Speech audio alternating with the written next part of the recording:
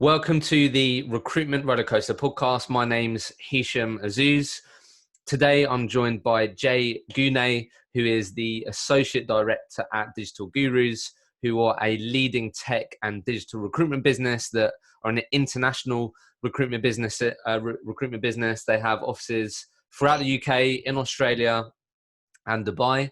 And Jay works out of the Manchester office and currently manages a team of 8. Jay, thanks for joining me. Thanks for the invite, Hisham. Yeah, I've been looking forward to it. Obviously, we're in the set the scene. A nice sunny day. We're indoors recording this podcast remotely. Yeah, I wanted to thank you for that. Choosing the hottest day of the year.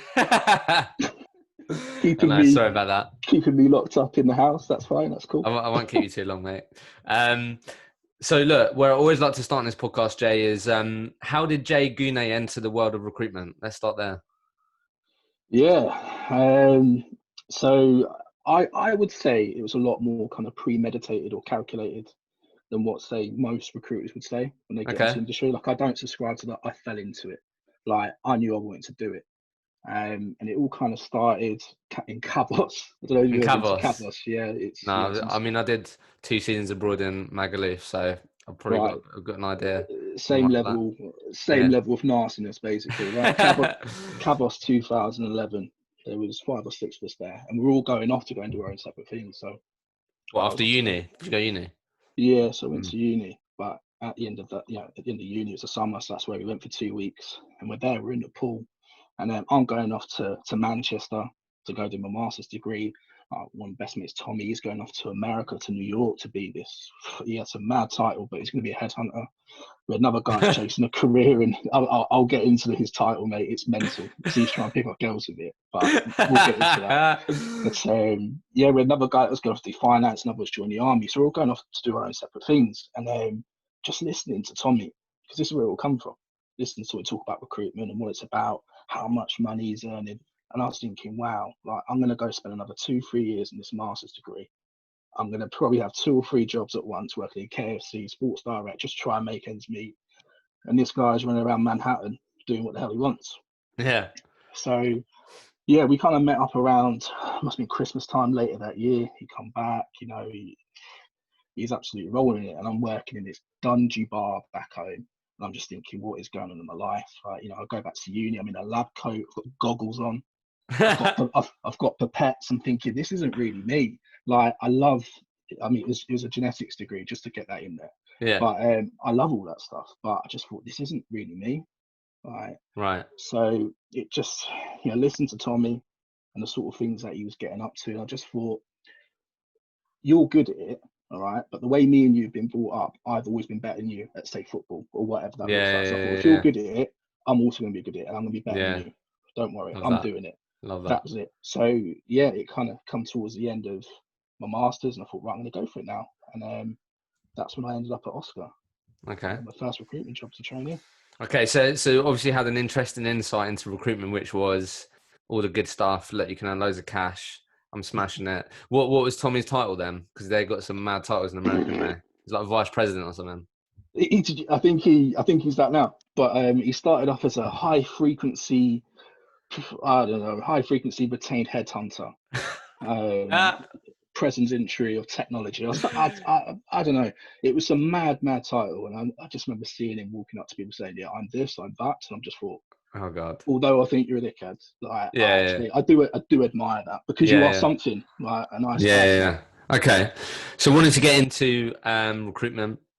Yep. I guess, how did you then end up applying for a rec or how did you end up at Oscar? Did you have a friend there, or how did you end up there? No, so where was I? I was at uni in Manchester at the time, and I bumped into this guy on this night out. He worked at a company called Red Pepper, Rec to Rec. Okay. Just got talking over some beers, and he goes, again, selling me the dream of recruitment. And he goes, right, I know a few businesses. Here we go. And it just kind of went from there. Really put me into Oscar, and never really looked back, I guess. Nice. So just to set up for everyone, you then worked at Oscar for, was it 5 years or just under 5 years? Yeah, I think it was about 4, just over 4. Yeah. 4 years. So real solid stint for your first job in recruitment.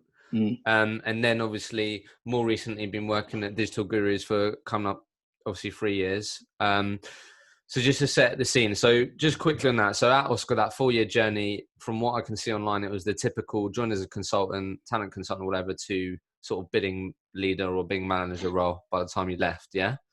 Yeah. Okay, cool. So where I always like to sort of uncover is like, so Jay heard about Tommy and his sort of experience. So I'm sure that you backed yourself and you was like, you know what, I'm well up for this. I'm up for earning the cash, paying off the student debt. What was the first year like? Do you know what? It was easy. I say easy. That. No, it wasn't easy. Like, the money was very good. It come very Yeah. naturally to me, I should probably say. Don't Okay. get me wrong. So apologies if you can hear banging. That's my little boy. That's okay, no worries. This is part of it. So first year, so it wasn't, obviously, look, you hear all the stories, right? It's difficult. Of course. So okay, let's talk about that then. So why, looking back, so first, was you contract, perm? What was the? Yep. So I started off as a resource consultant. So just trying to fill jobs that my manager had on contract. So complete delivery contracts, yeah? Yeah, but do you know what? That was such a good insight into recruitment, because you know how quick contract recruitment is. Yeah. It was IT technology. It was very, very buoyant, very, very quick, with lots of clients, and I was being pulled pillar to post. I was busy.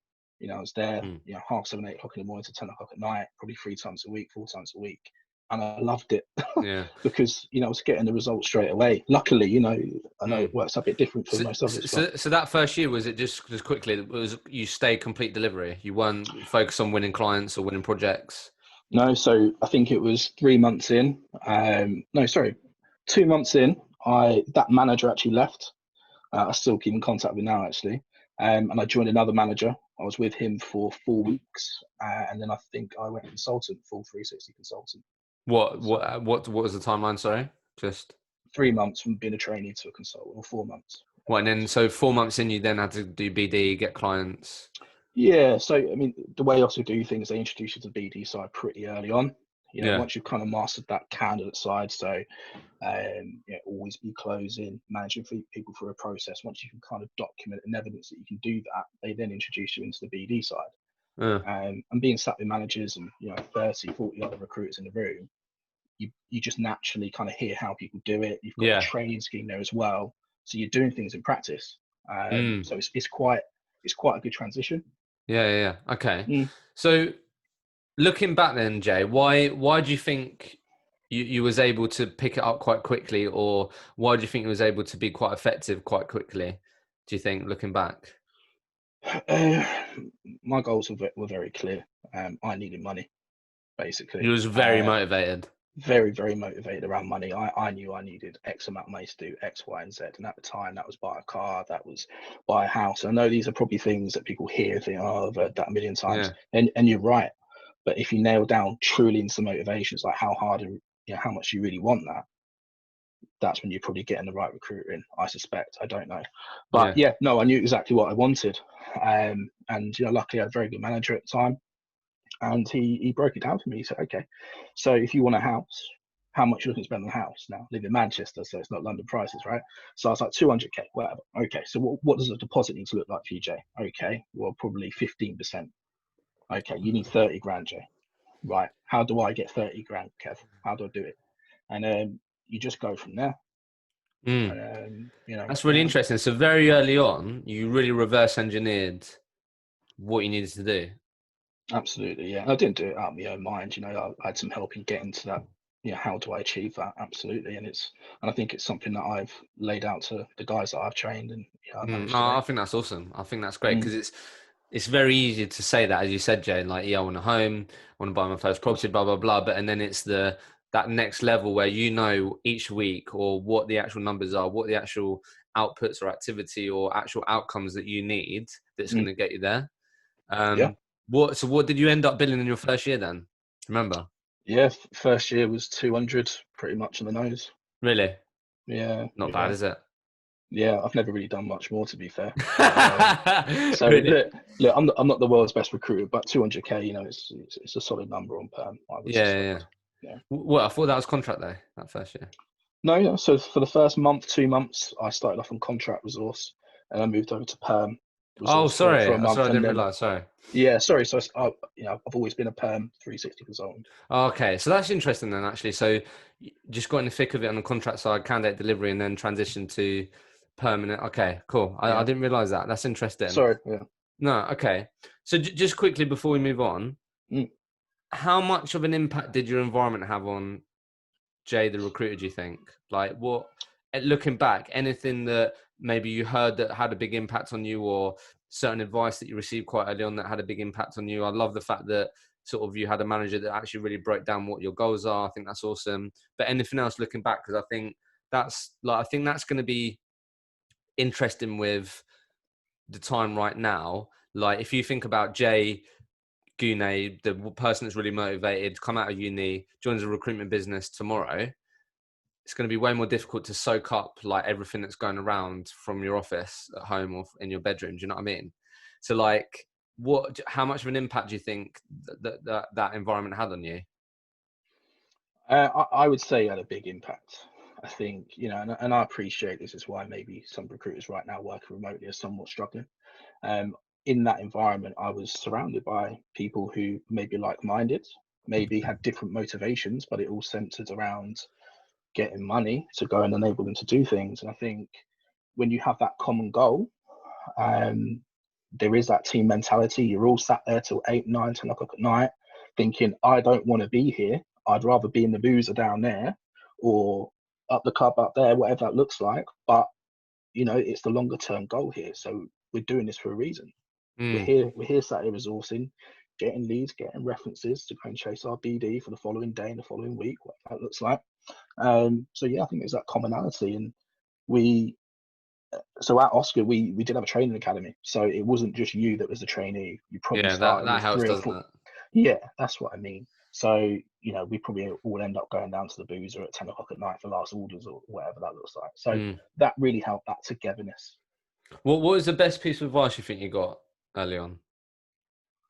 Best piece of advice. Yeah, in that first year, do you think? Mm, I think it was just, look, things will get difficult, things will get hard, but just remember why you're here.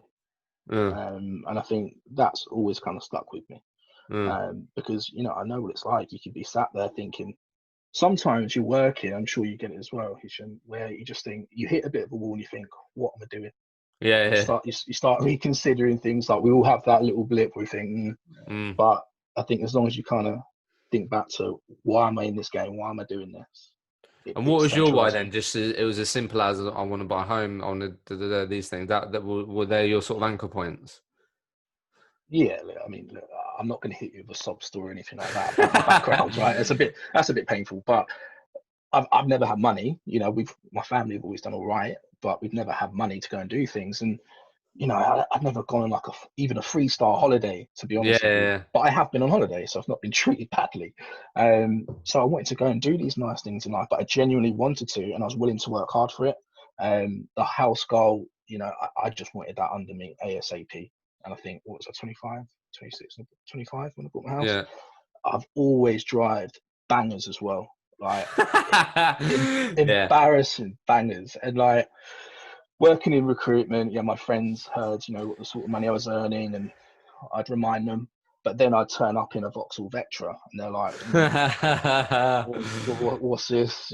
So the next goal was, let's get the car. Let's make sure that's at a level. So Yeah. there Fair was always enough. things, yeah. Yeah, no, I love that. So going into year two, then was the path for Jay still very much billing consultant, and that was what you was focusing on, or when did you start taking up some leadership responsibilities? I think maybe 7 months into being, or sorry, maybe 6 months into being a consultant. Yeah. So I've been at Oscar maybe 9 months at this point. Okay. I was given an intern. Just, I'm sure it was just a bit of PR, to be honest with you, but also Yeah, just to get a bit of interest into the recruitment world, right? yeah, Something that we yeah. can't find on a What daily do you sort of basis. like mentor them and? Absolutely, yeah. So, she sat with me every day. We put her through our training academy. Because, all right, okay, it's recruitment, but there's many more skills that you learn in this game, just Uh, general life skills. So, yeah, I had her for 3 months. I've done a good job with her. So I was then entrusted to have my first training, my first official training. really? Yeah. So that happened quite early on then. So is that something that you was you wanted? Like, I've always known that I've wanted to go into management. Like, really? there's nothing more that pleasures me than seeing someone that I've kind of nurtured and brought through go and do well. There's nothing Really? better. Yeah. What, better than you billing?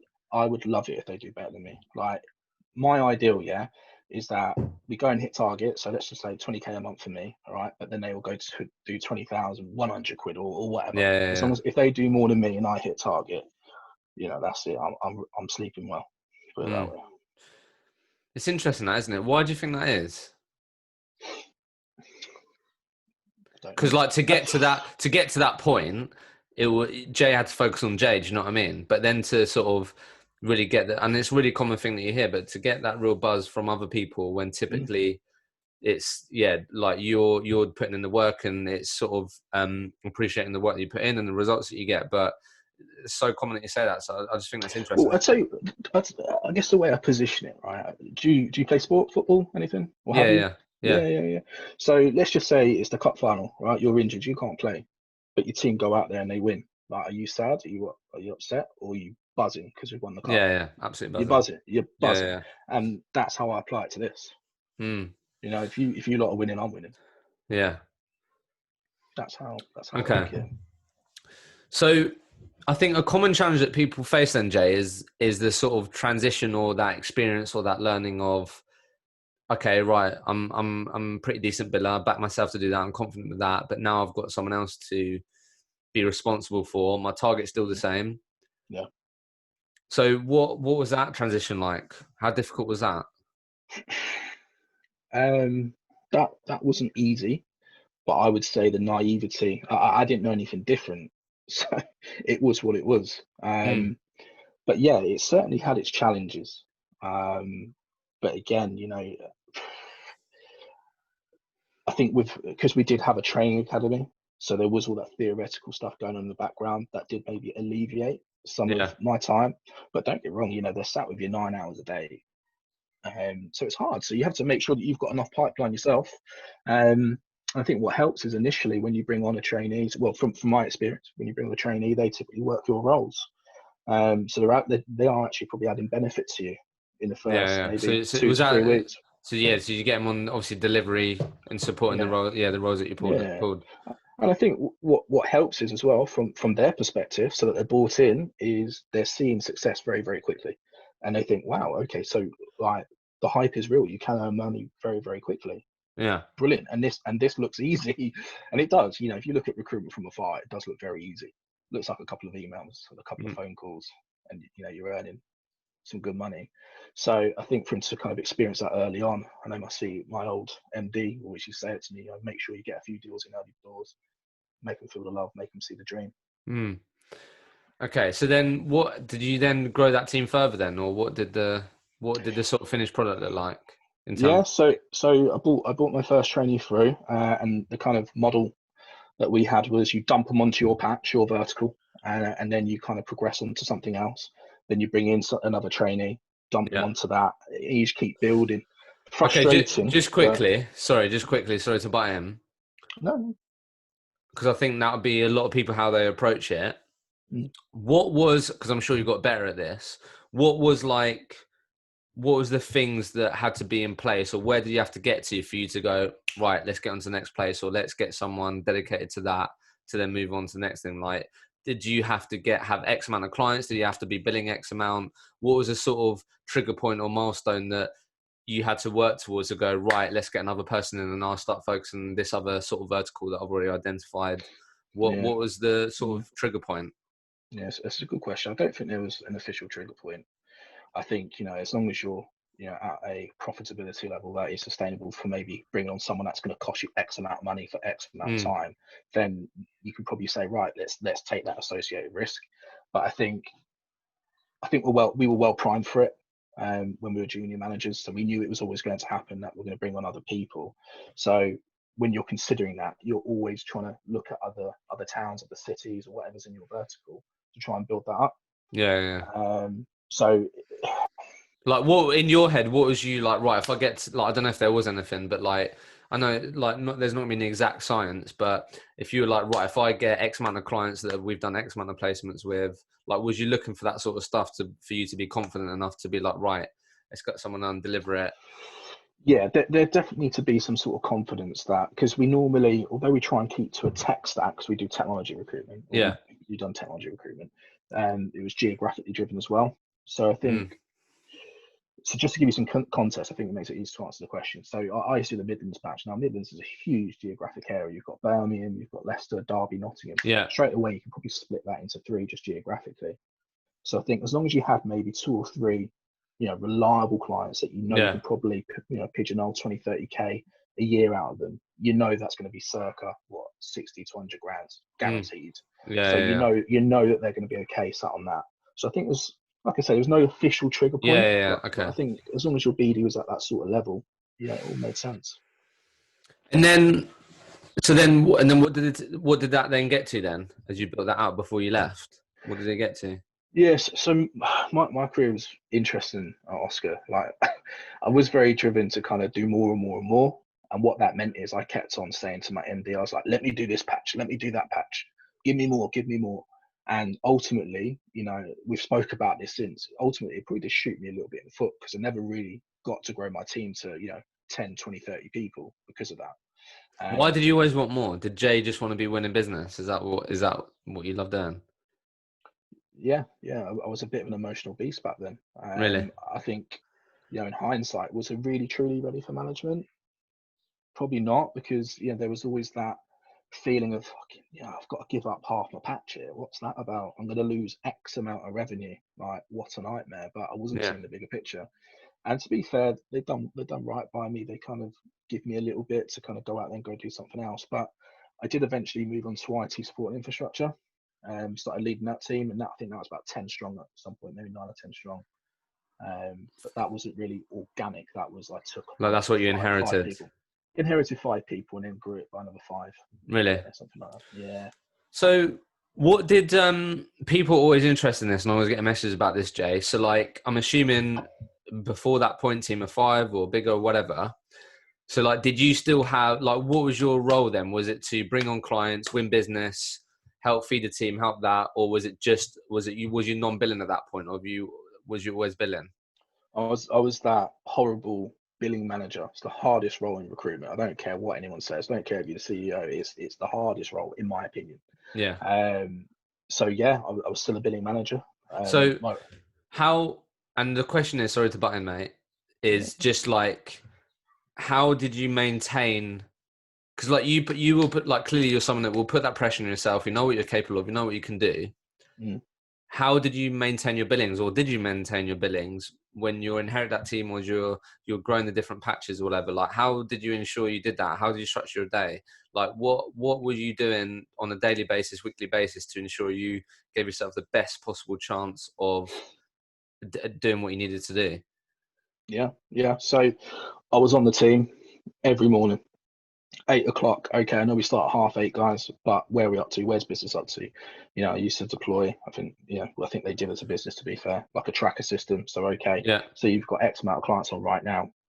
Where are you up to with this job? Okay, interview. Talk to me about the candidates. Where are they up to? Talk to me about their other interviews.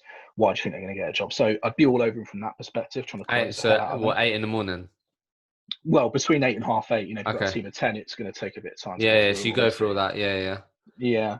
And then that will then give me more time to go and do my stuff. But, I think at the time, and, running a team of 9, 10 people, I think I had a trainee beside of me.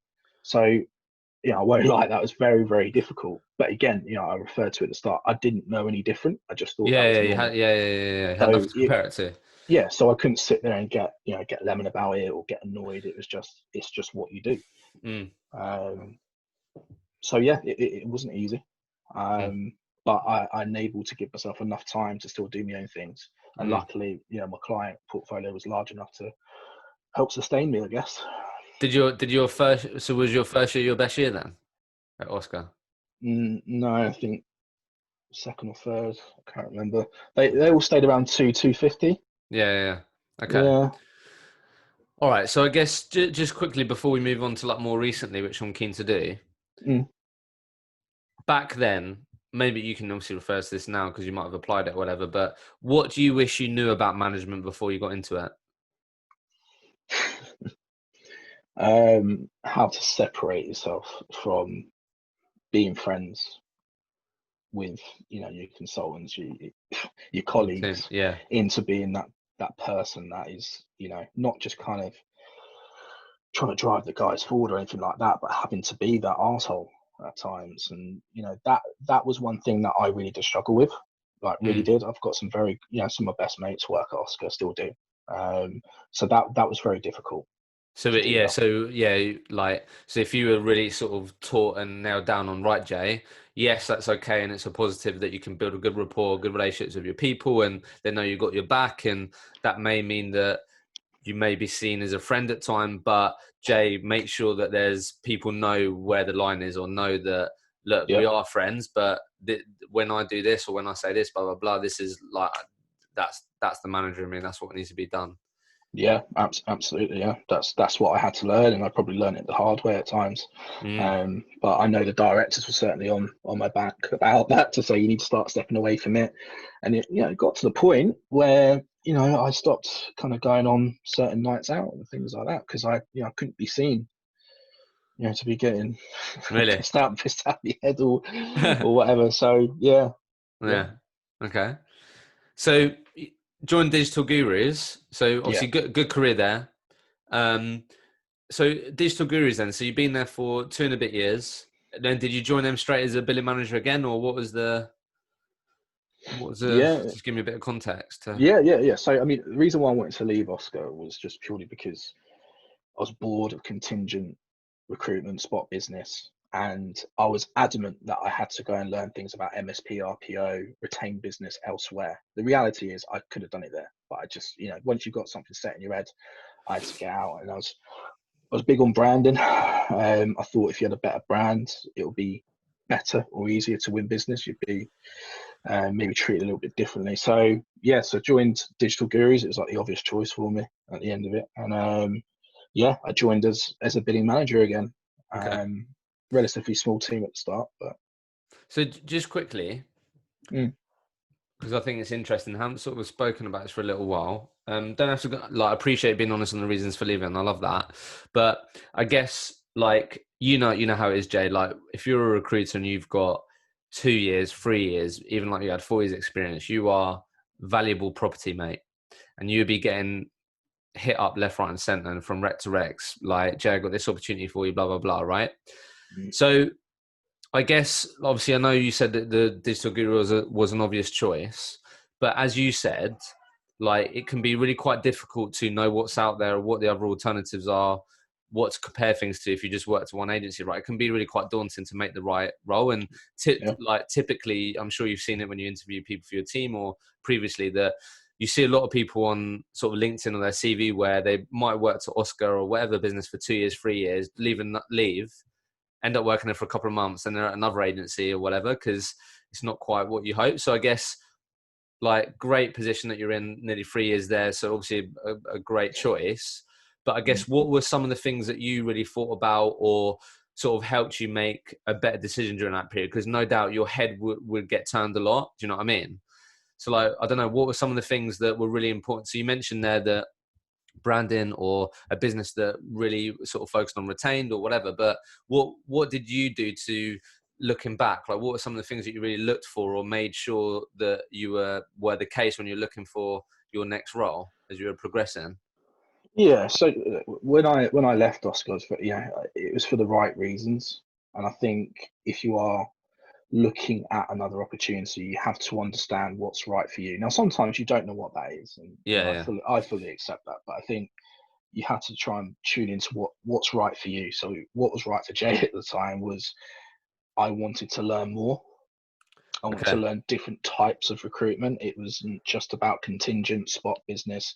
I want to learn about retained business. I want to learn about different solutions and have I guess, the freedom and training to kind of go and deliver that.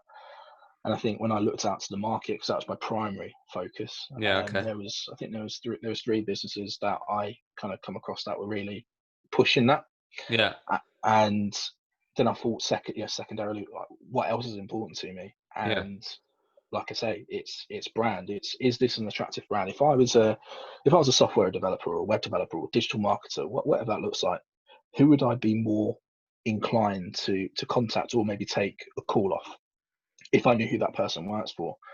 And the other brands were I would maybe call corporate, and that's Yeah. fine. That's absolutely perfect. You know, the brand I used to work for was a bit more like that.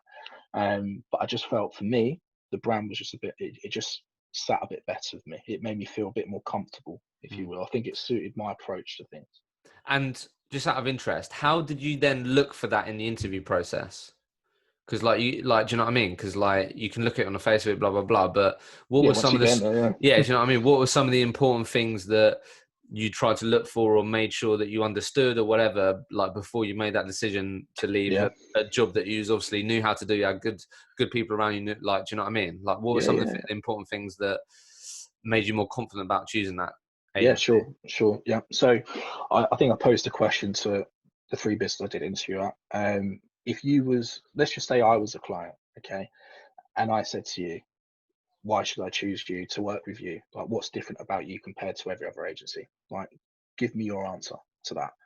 And to be fair, all three businesses were, in terms of what they're trying to do, which is a bit different. I was like, okay, right, you all tick that box. So that was the first thing, get them to sell it to Yeah, that's me. a good question. Yeah, and I think, if it aligns, fantastic. Mm. Like, you can always get sold the dream, can't you? And the Yeah, grass yeah. is No, always greener. yeah, It's I think not. that's a great question to ask, isn't it? I think Yeah. someone just quickly before you move on, just because it really resonated, a podcast I did yesterday with fucking hell, I forgot his name. Yeah, Don't tell him. Don't yeah, tell him. no, I won't. But it's the way that he coined it, which I thought was really good. Is Jay, tell me what your unfair advantage is. Yeah, yeah, It's good. That's a great way to put that in there. I thought that was class. yeah. No, But absolutely. yeah, go on. Sorry. So you asked that. That's a great question to ask. Yeah, and for me at that point, I think the digital guru's answer was, and it's not just words. You can actually substantiate your claim as well. So Yeah, you yeah, can yeah. you can say whatever the hell you want, really, but you need to substantiate it, and they definitely could. Mm, I think secondarily, well, if primarily, secondary, what you call it, I don't know. It's the people. yeah, Like, I left an environment where it was very much rah sales, and that's great.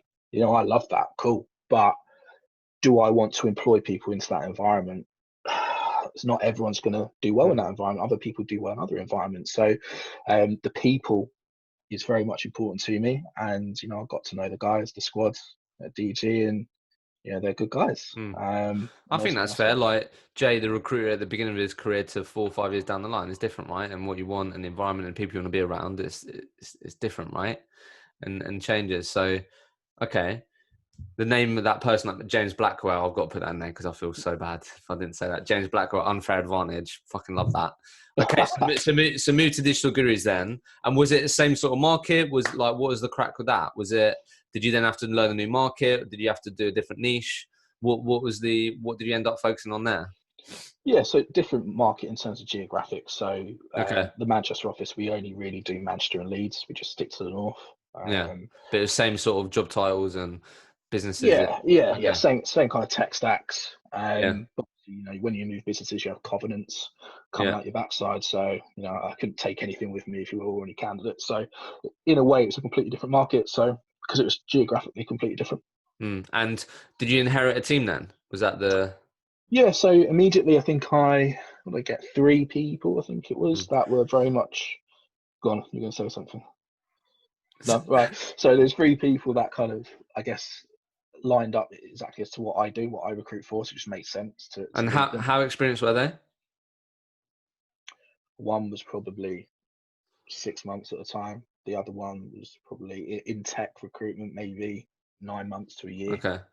And the other lad, probably about the same, probably about 9 months to a No, year. no. What was just coming to mind, Jay, was that what did Jay do when he joined to make sure that you're not that new manager on the block coming into a new bit? Do you know what I mean? Because I think that's also something that can be quite daunting as well, isn't it? Like that you're gonna um, inherit a team, because gone from Oscar, everyone knows who I am, mates with most people, blah blah blah. Like, what was your mindset going into that? no swagger. I didn't walk in there saying I'm the big man. I can do this. I can do that. First thing I done went in there, I just wanted to prove myself. I'll always give advice if you ask for it. I'm not going to force it on you. Yeah. I just go in there showing what I can do initially, even though the job title's there and officially there's lines of people reporting into me. It doesn't matter. I've seen people come into businesses trying to be the big I am, and unfortunately that generally doesn't work from what I've seen from my experience. Yeah. So your mentality was very much that, right, let's go in there, prove my stripes, not sort of push how I do things on anyone, and be open. Because I think that can be a real big challenge from a hiring perspective of, is Jay going to understand how we do it here at Digital Gurus? Is he going to be open-minded to how we do it? Or is he going to turn around to us and go, look, I've done it always like this, Oscar. Like, I know what I'm doing. Do you know what I mean? Yeah. So did that come quite natural to you then? Yeah, I mean, I'd say so. Yeah. Don't get me wrong. There was things that maybe we done at my previous business that was different to what we do here at Digital Gurus. But I only see that as a positive, because there was things that we done at Oscar that are absolutely brilliant. There's things that we've done at DG previously that weren't very good. So I think if you can marry the two up, you get a bit of a sweet middle ground, don't you? And I think that was kind of my goal there, if you will, just to kind of bring that happy medium. How did you do that first year then, Jay? My first year was a strange year, to be honest Why? with you. I think, well, firstly, I had my little man. That he was Really? born. Yeah, I think he was born 4 months after I can't even remember when I joined now. September, October. Yeah, so he was born about 6 months after I joined. But in the same time period, the regional director who I joined under, she was also heavily pregnant. Really? And she went on maternity leave. So I actually moved into this like interim regional director role for 6 months. So Wow. all the pipeline I built up, everything kind of, didn't fall through or anything like that, but it had to go out the window. Lost your focus. You had to focus on the other thing, of different priorities. 17, 18 people there. Yeah, that was having to try and lead and manage and everything else that comes along with that. So that was certainly a learning curve, should we say. What was most challenging about that? So I think I said at the start, when did you want that role, by the way? Yeah, I'm career driven. Like, some people say, "Oh, I'm not really asked about titles." I am. Of course, I am. Mate, I'll be the janitor, but give me the MD title. I'll be cool with that. Yeah, But okay. no, I am career driven. So to kind of, did I think I was ready to do something like that and do an amazing job? Probably no. Do you know what? Honestly, no. But you know what? I'll give it a good go. Yeah. But I think my potential issue was I was 6 months in. Yeah, I've proved my stripes. I've shown that I can do the job well. I think my team had grown to maybe 6 at the time or something like that. And, people bought into what I could do. But it's very early to say, right, okay, this guy that's joined, he's now managing the Manchester office. Yeah, so I was very, very conscious of that. But again, I think everyone's very, very different. So you can't hit people with the same brush. You can't treat everyone the same. You certainly can't manage them the same. So I think that's where I really built up some strong relationships with people. Try to understand what they're really about, what's their drivers, what's their motivators, why you're here, what do you want to do. Where do you struggle with your business right now? How can I help you? And I think that's what kind of really helped me move up the food chain a little bit. No, that's awesome, and fair play on you just putting your hat in the ring on that, especially 6 months into a new business as well, right? Absolutely love that. That's no joke. I guess it might have been internally or whatever, but did you seek help when you wanted it or needed it, like to deal with, like, do you know what I mean? Yeah, look, you'd never be too proud to ask for help. I'm not that guy. If you ask me a question, I don't know the answer, I'm not going to blag you most of the time. But I'll certainly go and try and find the answer. And I think the best way to find an answer is to call on someone that has the knowledge. So, there was times when our Birmingham director would come up and, maybe once a week, just to kind of help with things, alleviate some of the pressure that was on me. Yeah, absolutely. So, and then did you end up then going back to the team that you was at after, or what? How did that then sort of end up turning out? Yeah, so I mean, within a few months of that finishing, once Tony, the regional director, came back, within a few months, I was then promoted to what I am now, associate director. So that was about a year into being there, I guess. So yeah, I think fundamentally, my remit now is to ensure that we hit 30% EBIT. That's all I have to try and achieve. So what do you mean by your team? Yeah, so my division, so 8 people, but also offer support and leadership to the other side as well, and all the rest of it. So when you say 30%, you're talking about EBITDA? Sorry, yeah. So it's all about profitability. So we have to keep above the line. There's a few reasons why, but essentially I was kind of giving freedom. Okay, Jay, you can go and bill and do a number and get your team to where they need to be, or embrace them, try and bring them on more, get them to do more. You win the business, whatever that looks like, and get them to that number, if not higher. So that was the route that I opted for. I still posted, an all right number last year, and yeah. Why did you opt for that route? Why? Yeah. Because there's no, for me, there's no sustainability in me just going ahead, being a lone wolf and going and win a load of business and go fill it all myself. Like, that's great for me, that's great for Jay, but I'm here to grow a team. I'm here to kind of go up the food chain. Right? One day I want to be a managing director of a business. If I'm just going to have this single-minded approach as an entrepreneur, okay, that works. But if you're looking at growing a team, for me, it doesn't work. Okay. So yeah, that's why I opted for it. How much did it help you understanding what, like, that's really, I love how they communicate to you, like Jay, this is how profitable we want your team to be. That you don't normally hear billing managers say this is the number we need to hit for our EBITDA. You don't normally hear that. Do you know what I mean? How did that help you? How did it help? Well, I think it kind of ingrains you in the business, doesn't it? Because the business being very open with you around numbers, profitability. Yeah. So then all of a sudden you feel like you have a real strong allegiance to this business. They're being very open with you. And I think with that, you then accept accountability, which is a very, very powerful word in recruitment. I'm sure you know. Yeah. So yeah, like, I know what our division or our office needs to hit in order to do X, Y, and Z. So yeah, that's awesome. I think that's really interesting. That I think, because again, it does get you in thinking as a business rather than Jay and my team. Do you know what I mean? When you're talking about numbers like that, I think that's really interesting. So just quickly, Jay, what I'd like to sort of just think about for a sec, 2 things. One of the most common things I get asked about, Jay, is business development. Because that can be one of the areas that's really challenging for a lot of people. Obviously you've been leading people and teams for a little while now. So I guess from your perspective, what are the typical sort of pitfalls recruiters make that you see that struggle with business development, do you think? Good question. So I think there's probably a few elements, and again, I probably just provide a bit of context to help answer that question, because I can just talk about my own pitfalls. I would say, right, earlier on in my career, relationship building, although it was extremely important, wasn't really the emphasis. It was all about slap wallet, bam, pow, get the sale, right? Yeah, get the job.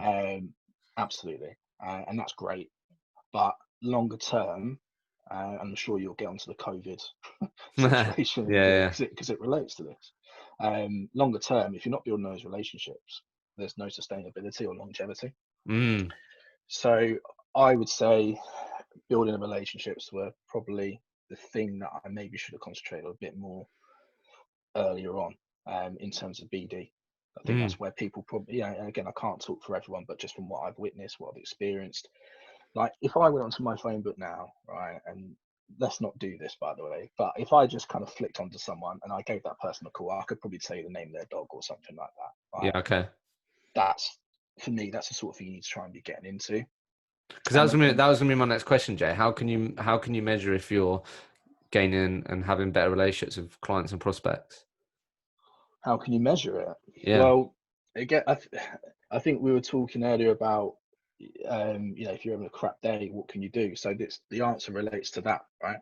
So the way I measure it is, if I'm having a crap day, right, I've got 40 people, so maybe 20 candidates, 20 clients that I can just call, right? I know they'll answer. They'll see Jay Guney ring and they'll answer it, right? And we'll just have a great chat. Okay. And it picks me up no end. So I think hopefully that kind of answers that question in a way. Okay. Yeah. That makes sense, because it's more than a recruitment relation. Like do you know what I mean? It's a bit more than, who's this guy calling me just about a job? I mean, Transactional. I'm sure they're also thinking that at the same time. Yeah, they normally answer say, "What the hell do you want now? What do you Yeah. want from me?" And it's like, it's not that. It's So not that deep. a common challenge is actually that people can get caught up a bit early on, or get caught up in that whack wallet bang of, right, I want a job. That's what this cause, rather than thinking long term, longevity, sustainable relationships with clients, candidate. Yeah, potentially. And I think, sometimes people try and overcomplicate what the job is. I don't think you need to do that. There's loads of different approaches into BD, isn't there? And I think you've just got to find the one that doesn't always necessarily to feel right initially, but works best for you. So I'm a big advocate of the honesty route. I quite like the honesty route, and it's won me lots of What clients. do you mean by the honesty route? So I just talk about the reason why they're ringing them. There's the whole references. For me, that kind of comes into the honesty route. So I know you know this person. I know them too. This is what we've done. I'd like to do that with you, type thing. However you want to spin it, really. It's a very, very strong way of Honest and building up with this. direct. Absolutely. And it's when it comes to BD calls, I know 90% of the time people daunt that BD call. I get it. Isn't it so much better if you just go and do some sort of warm reference call, something like that, where you just spark a very honest and easy conversation and build out from there? Don't get me wrong. No, I was having this conversation today with a business owner saying that even like in the current period right now, like just think there's just so much opportunity in gaining leads on the referencing side. And I know it's like a proper classic like training thing, like like you can get a reference and gain leads or whatever. But like when you're saying that, Jay, just add a bit of context to that. I know it sounds really simple and basic, but people really like when you're talking a bit more detail on the basic stuff. But when you say gaining leads or successful BD, being honest on the referencing front, are you just talking about literally you're doing that when you've placed someone, or do you know what I mean? Like just add a bit of context and a bit of detail to that, because I just think people listening will just get quite a bit of value out of that. Yeah, look, I think every situation is very different, so I can't give you like a silver bullet answer. Yeah. But I guess kind of a good example is, let's say you're speaking to it. It doesn't really matter what your market is, but for me, let's say it's a front end developer. Cool. Yeah. Right. So I'll give that person a call. I would find some sort of commonality between me and that person. So maybe it's a business they previously worked for. Maybe it's a tech meetup that they go to. Maybe they're into football. I don't know. But I will find some sort of commonality from that, and from there, I will find a link. And it's normally from a business that they worked for previously.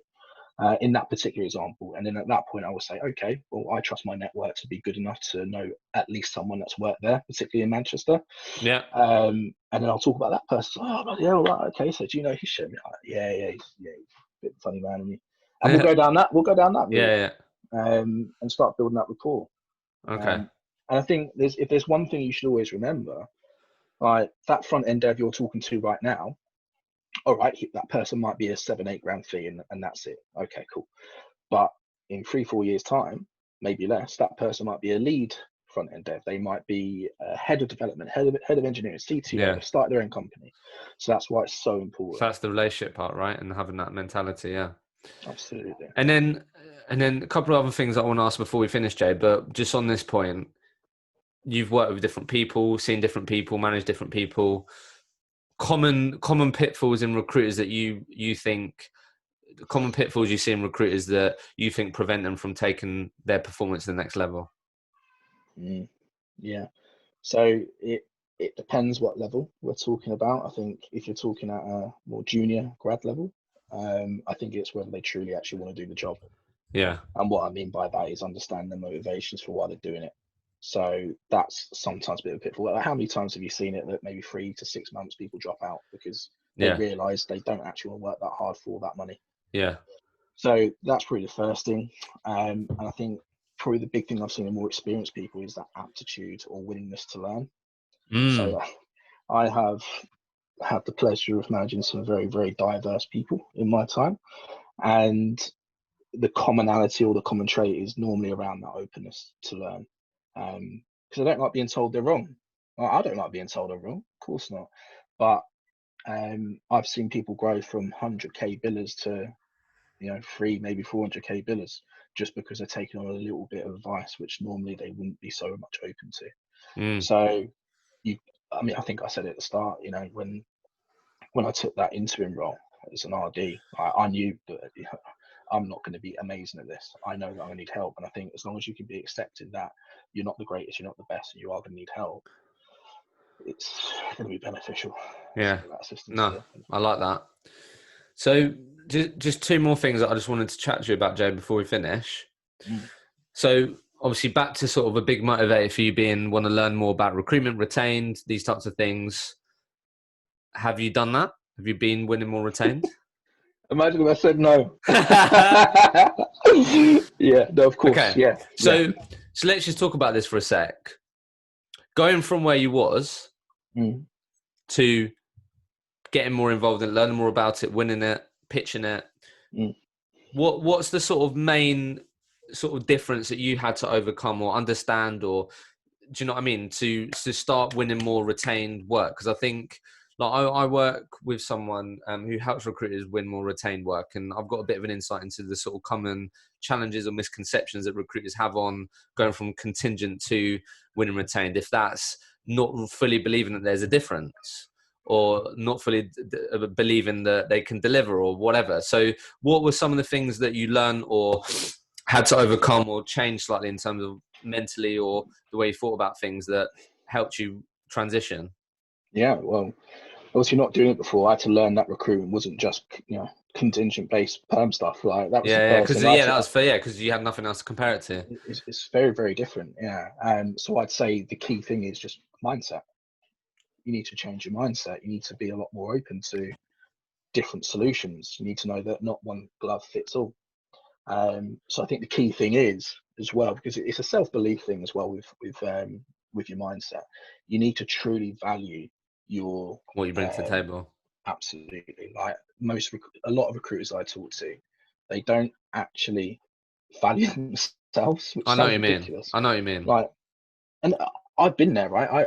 I remember when again, early days, if I'm honest, maybe even a few years ago, I used to think, if I was a director of a company, would I use an agency? And I used to think, nah, probably not. And that's just ridiculous. Like, you have to, and I learned that, right? And you have to truly understand the actual value that you bring in here. So I'd say that was probably the biggest thing that you had to get your head around. Yeah, absolutely. And do you know what? Once I've learned these things, I then have to kind of present this to my team. And there's been quite a few retainers won since we've started doing this training. So like I say, all it is mindset. Like, if you don't ask the question, you're never going to get the result. Just ask the question. Yeah. What's the worst that can happen? Yeah. Oh, you get it on a contingent basis. Nightmare. That's what you would have got anyway. Worst case. So, yeah. Absolutely. Okay. No, that's interesting. And then brand. How much has that actually helped Jay Guney, the billing manager? I mean, how do you evaluate that? I don't know. I think I would say from a psychological perspective, right? When I joined Digital Gurus, I thought, I've got this wicked brand behind me. Do you know what? Everyone's going to want to work with me. That was my mindset. And it worked. All right. Now, was it down to the brand? I don't know. I think it certainly would have helped. But yeah, I mean, forget what the actual outward facing branding is, right? If you think you're the bee's knees because of your brand, then that's the most important. Yeah, people can sense that, can't they? Yeah, absolutely. It's then how you then go and approach people. But did having that company brand and you being confident in it, then I don't know, did you find it have an impact on opening up accounts or speaking to people, or like did it help you in that sense? I felt it did, yeah. And I can't say for sure that that's the reason why, but it made me feel like it did, absolutely. And I know a lot of businesses now talk about events as being dead in the recruitment world. Like, oh, no, that's definitely wrong, done. Mate, it's so wrong. Like, it's such. Did you do events before Oscar? No. No, Yeah. it's something. I think it's something we looked into, but it didn't really fit with what we were doing. How has that helped you then? Because you're completely right. I've had quite a few people talk about the impact of running events, hosting events that sort of are valuable to their niche, and I think it is really easy for recruiters to go, nah, they've been done, no way. Like, Yeah, that's what I hear. Yeah. what? How did it help you? So, although the name of the brand helps, right? Having a meetup group, it's called Digital North. Um, it's it's probably one of, if not the most popular tech meetup groups in Manchester. Okay. Right now, that's an amazing, strap line in Yeah, itself, that's right? great. But I think the beauty behind it is no one really knows or no one really cares that we're a recruiting business behind it that's running it, and because we do not talk about recruitment. A lot of people say, "Oh yeah, events, we use that for BD." No, and that's probably why our event does so well and why we've got such a good name attached to us, because we're not what they think is salesy. So Okay. yeah, I don't know if that answers your question. A bit of a I mean, I know, no, it does. I mean, for me, the conversations that I've had, Jay, and I hopefully agree, you won't disagree. I know what you're saying in terms of we don't talk about recruitment. It's not all about get sort of developers in a room and then we try and get as many business cards as possible. But what it does mean is that you can ring 15 of your target clients and say, look, my name's Jay Guney, I work for Digital Gurus. I'm not trying to speak to you about your hiring requirements. I want to talk to you about Digital North. All right. Okay. Yeah. Tell me a bit more. Yeah. Like, how open would you be to being a speaker? We've got 100 developers want to come in the room and talk about diversity in digital. Yeah, I'll be open to that, Jay. Like, I think the main benefit that from the conversations I have and why I think it's so powerful is that you can speak to people and build relationships and lead without recruitment. Yeah, and I think that's a very important point, actually. Like, I think we can sometimes look at recruitment in a very kind of like a bit of tunnel vision. Like, recruitment is part of a much, much, much bigger picture. Yeah. So I think you have to remember that when you're trying to approach clients, Mm. in some instances. And I've absolutely won business off the back of these events, absolutely.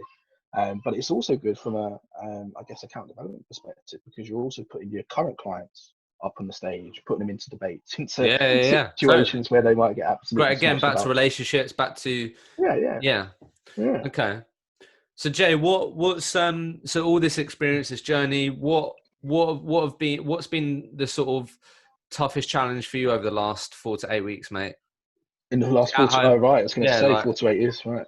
no, yeah. Well, like, obviously, look, we can obviously heard your little man banging on the door. Like, what's been tough for you over the last 4 or 8 weeks, mate, for you personally? Yeah, me personally, look, I'm a people person at the end of the day. Um, I I need to be around people. I love my team. I love to see them grow. I love to, see them hit their targets, go It's not past their quite this. targets. It's not quite the same through the screen, is it?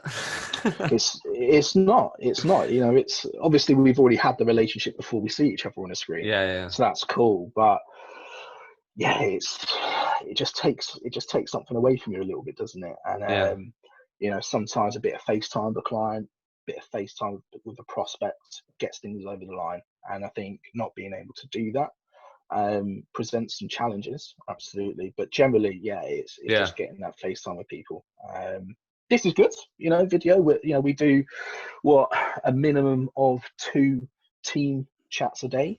Yeah. We do a kickoff and then the catch up, and then we do individual Zoom calls as Nice. well. So we do Yeah. get a lot of FaceTime. I think it's very important, just from a mental health perspective. But ultimately, there's nothing better than air Yeah. and an open field and just being able to walk around. How Um, how have you a big challenge from a management perspective in this period has been like keeping their teams motivated. It's just a bit different, isn't it? How have you gone about that? So you just mentioned that you have certain touch points per day or every couple of days of your team, but have you done anything that you found being quite effective or found that sort of helped keep the morale or motivation high with your team? Yeah, I mean, look, there's only so much you can do, but we have incentives that run. So I think, was it last Friday? We delivered some pizza to someone that won Hey, a nice. quiz. Little things like that. Unfortunately, I can't send you to Nando's at the minute, but Domino's I'm sure will hit the spot. But Yeah, yeah, I think just things like that, understanding people's situations again. Again, I referred to this at the start. Everyone's different.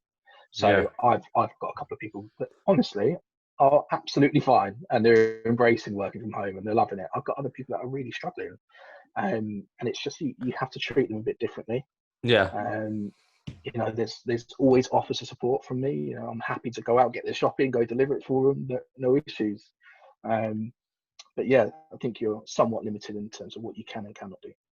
And how do you think this period is going to impact recruitment as a whole, Jay? What do you think about that? Obviously, you've been in the industry for a while. As we start bouncing back out of this, how do you, obviously no one knows, but what sort of opportunities, or how do you think about the future of Jay the recruiter and what the opportunities are in the industry? Well, it's a big question. I think for the industry, it's going to become a lot more flexible, but in the right way, because I'm a massive believer in, no, we all need to be at 8:30 for this kickoff meeting.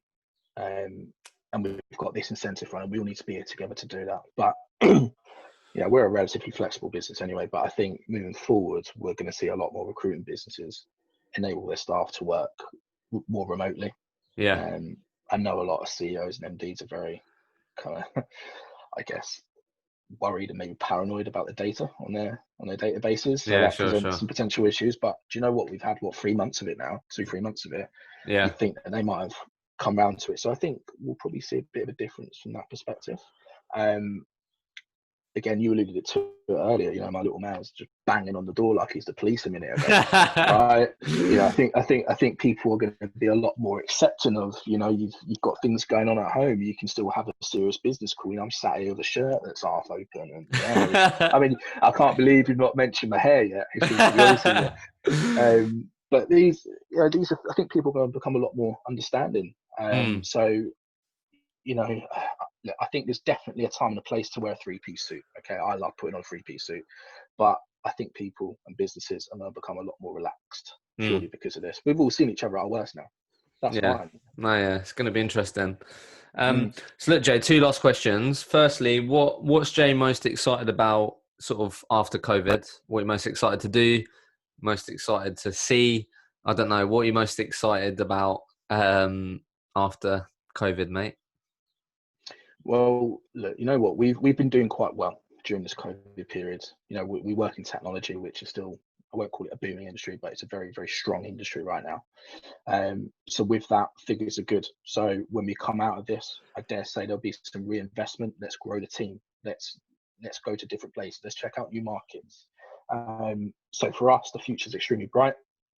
And there's been a lot of things that we've learned about each other in this time. So again, this is going to help with not so much promotions, but understanding where people fit within a business. So for me, I've only seen a lot of benefits coming out of this. But I think if you're talking about an industry, I think contract recruitment is going to go through the roof when people start hiring again.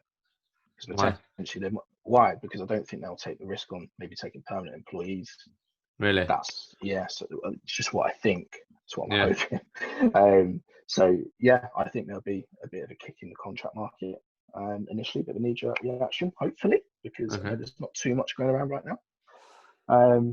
But yeah, I think good things are going to happen, and I think just with the whole working from home situation, like I don't know if you've done tech recruitment, but one of the biggest and most annoying things that you hear from an employing business is, sorry, we've got no flexibility, you can't work from home. It's like, how can a developer not work from home? Yeah, that was one of the biggest frustrations, wasn't it, for a lot of tech professionals? Yeah. So now there's no excuse for it, Mr. or Mrs. Clients. You're going to have to adhere to it.